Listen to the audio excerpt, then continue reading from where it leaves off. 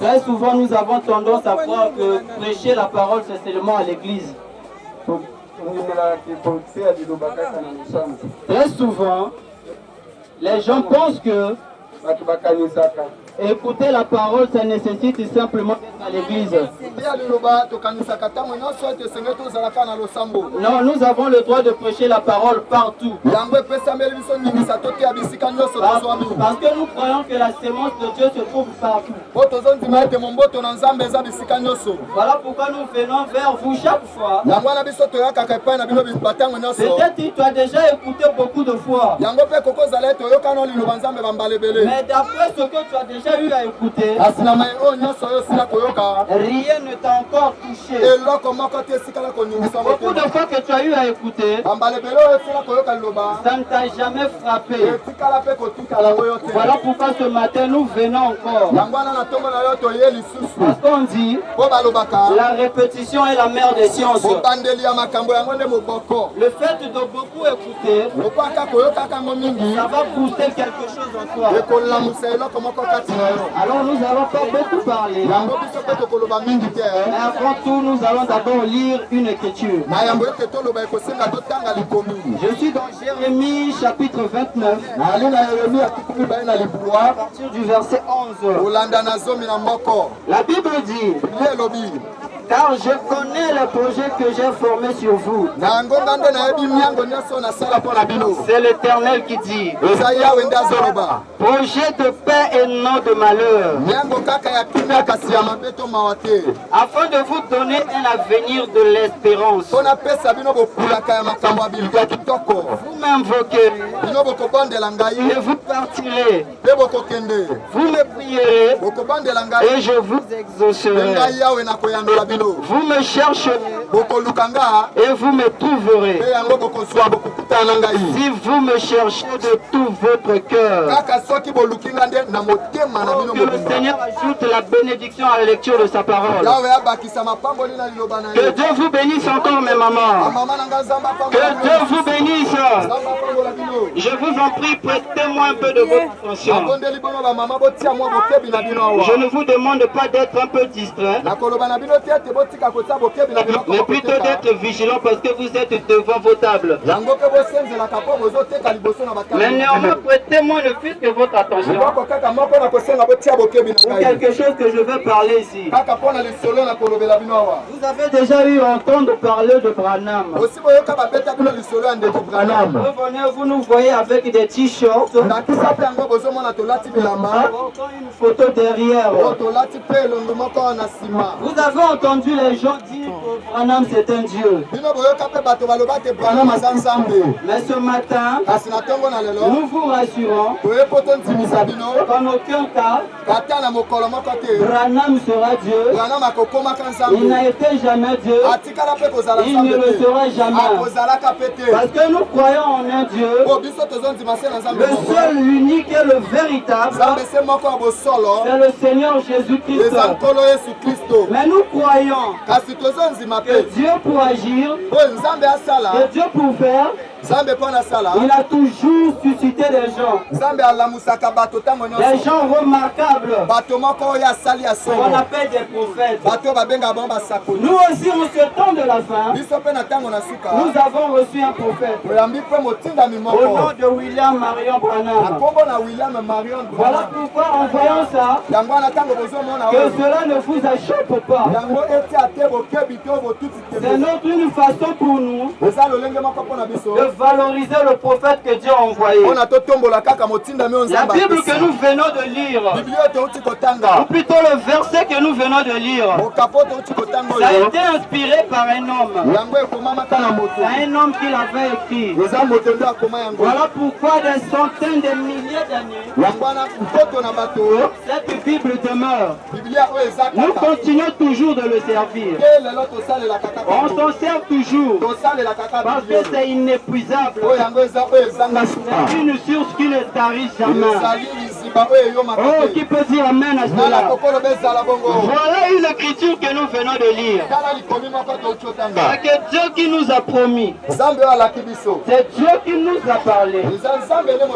Il a un projet pour nous. Ce n'est pas des projets de malheur, mais c'est plutôt des projets de l'espérance.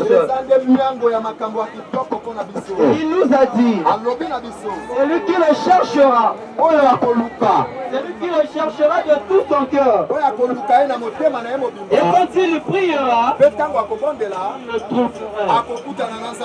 Oh, ce matin, je suis venu vous dire quelque chose. Nous n'avons pas un message de peur, un message où nous allons vous lier de la peur, mais un message plutôt de vous réveiller, un message de vous stimuler. Parce que dans la création, Dieu avait placé en tout homme les profondeurs insondables. Parce que pour commencer, Dieu voulait que nous soyons des dieux sur la terre. C'est le but pour lequel Dieu nous avait créés. Voilà pourquoi cette profondeur se trouve en nous. Alors quand nous vous prêchons souvent les messages de malheur, ne vous présentez pas la bonté de ce Dieu-là. C'est ce qui a donné accès au diable de manipuler les fils de Dieu. Parce que tellement les gens sont dans la peur, ils prennent tantôt des mauvaises décisions. Voilà pourquoi on dit ne servez pas Dieu par peur d'aller en enfer. Ne servez pas Dieu parce que vous voulez qu'il puisse vous bénir. Mais servez Dieu parce que vous l'aimez. Car quand vous l'aimez de tout votre cœur, vous le servirez avec détermination. Vous le servirez avec courage. Vous le servirez avec loyauté, avec sincérité. C'est même ce qu'il nous demande. Voilà pourquoi mon message de ce matin,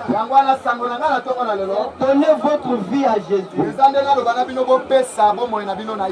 Donnez votre vie à Jésus. Qu'est-ce que cela signifie? Tu peux me dire ce matin, mais moi je vais déjà à l'église, cela est suffisant.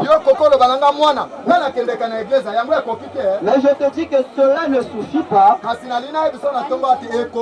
qu'il y a une chose que vous devez comprendre dans ce processus-là. Entre le fait d'aller à l'église et le fait de donner votre vie à Jésus, il y a deux choses différentes. Donner votre vie à Jésus, c'est l'accepter comme étant votre Seigneur et Sauveur personnel. On s'abandonnait entièrement à lui, en se dépouillant de tout ce qui te tire dans le monde, mais en restant attaché à ce que la parole de Dieu dit. Car ça a toujours été difficile prendre une telle décision de suivre Christ, comme c'est quelque chose de valeureux, mais c'est quelque chose de difficile aussi. Parce que ce n'a été jamais facile. Abandonner les choses dont nous sommes habitués à faire pour s'attacher à Christ. Parce que Christ, on ne mélange pas le monde avec la parole. Il est tellement sérieux, tellement honnête et beaucoup plus exigeant. Car si vous vous attendez à recevoir quelque chose de Dieu, non, vous devez d'abord arranger les prédispositions. Très souvent, nous pensons que prier suffit. Mais ce matin, je vous dis, prier ne suffit pas. Il doit d'abord avoir les dispositions nécessaires. Préparez les dispositions. Parce que vous êtes des mamans, vous les connaissez très bien. Quand une femme est enceinte et qu'elle attend un enfant, c'est d'abord la meilleure qu'elle prépare. Elle achète des couches, berceaux à l'aise et autres. Qu'est-ce qu'elle est en train de faire là? Elle arrange les dispositions nécessaires pour recevoir le bébé qui va venir. Mais nous, qu'est-ce que nous faisons? Du moment où nous savons que la Bible dit le naturel typifie le spirituel. Et nous voulons obtenir quelque chose de Dieu. Nous voulons que Dieu puisse nous guérir. Nous voulons que Dieu puisse nous bénir. Mais nous ne préparons pas les dispositions. Nous nous abandonnons pas entièrement à lui. Nous préparons l'atmosphère qu'il faut. Souvenez-vous la guérison aussi. Dieu par rapport à la prédisposition, à l'atmosphère que vous avez arrangée pour que la guérison descende, pour que la bénédiction puisse descendre dans votre vie.